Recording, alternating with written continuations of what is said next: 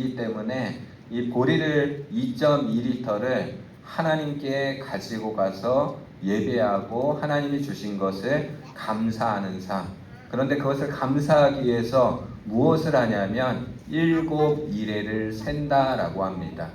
여러분, 우리가 그냥 살아가는 삶과 무언가를 기다리면서 하루하루 살아가는 삶은 다릅니다.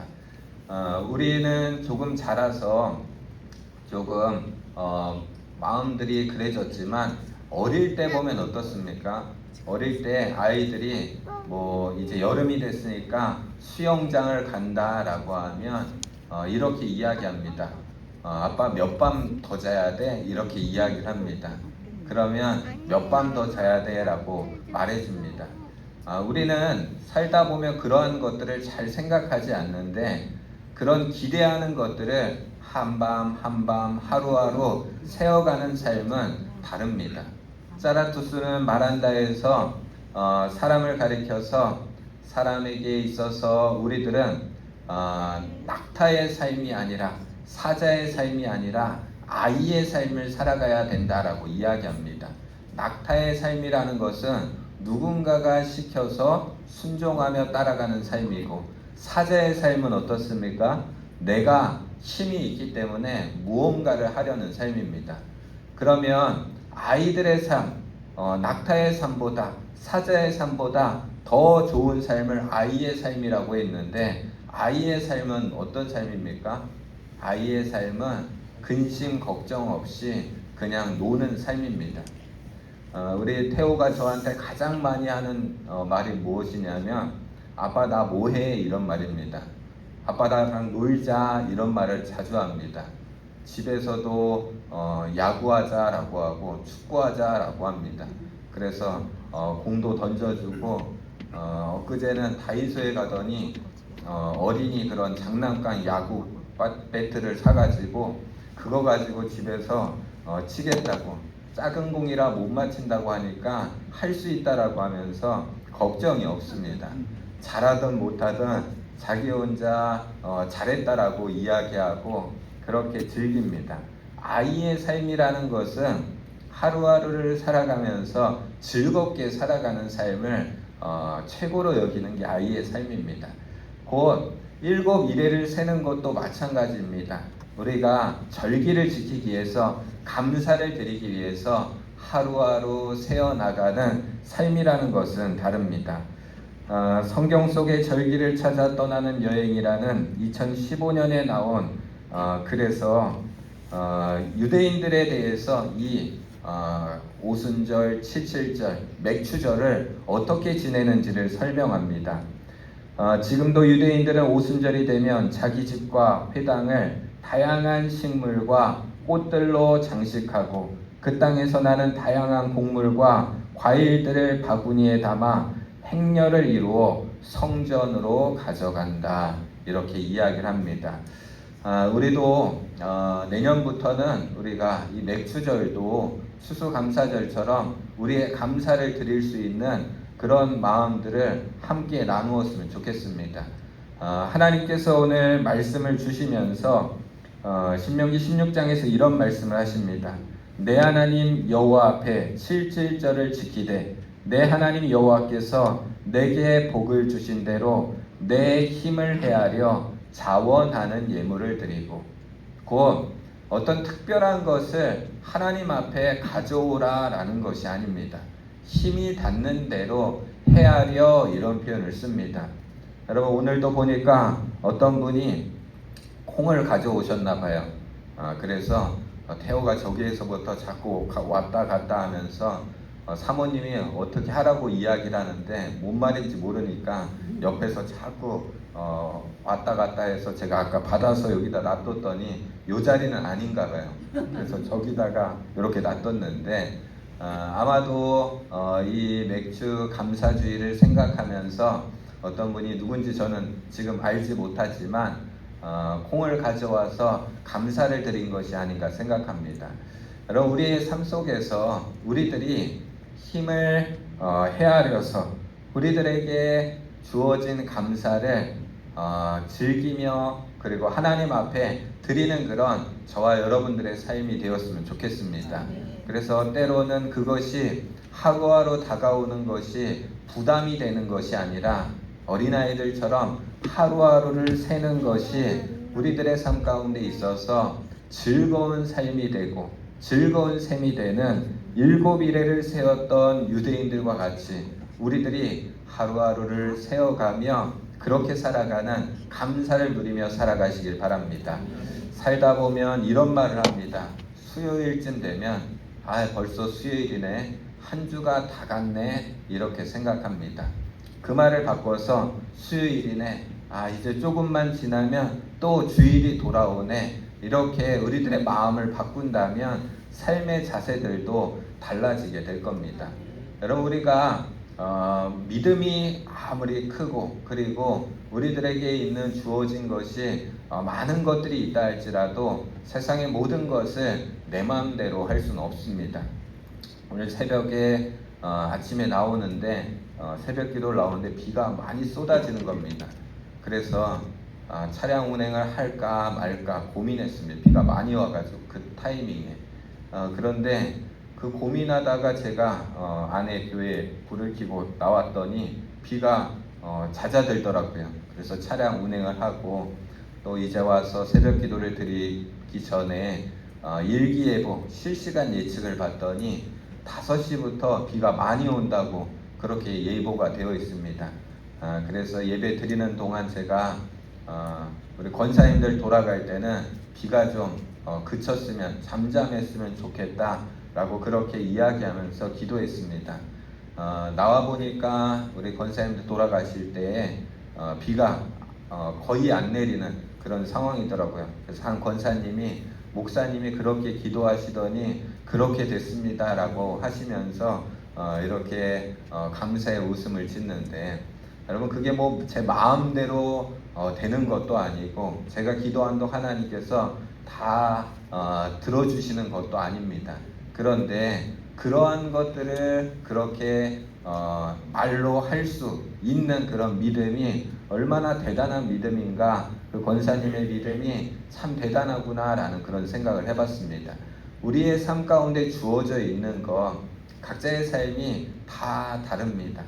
그렇기 때문에 여러 가지 그런 우리의 삶 속에서 크기도 다르고 기쁨의 그런 종류도 다릅니다.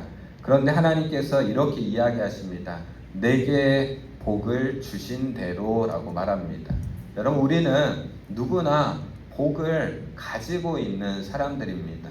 그것을 우리가 생각하며 살아가면서 하루하루를 세어갈 수 있는 그런 사람들이 되었으면 좋겠습니다.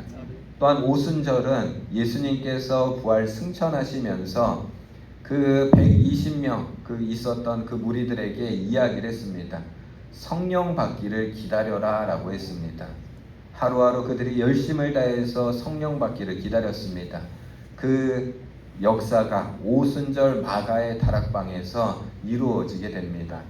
언제 주어질지 알지 못했지만 바로 내일이다 라는 것을 생각하고 내일이 되었는데 성령이 오지 않는다고 해서 포기하는 것이 아니라 올 때까지 기도했던 그들의 그 모습을 가리켜서 주님께서 그들에게 성령을 베풀어 주십니다.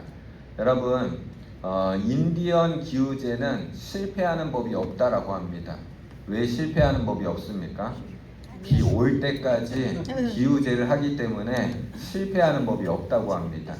여러분, 우리의 삶이 하루하루를 세어가면서 하나님이 나에게 역사하실 것들을 우리들 생각하면서 우리들에게 주어진 복이 무엇인지를 우리가 생각하면서 살아가는 저와 여러분들이 되었으면 좋겠습니다.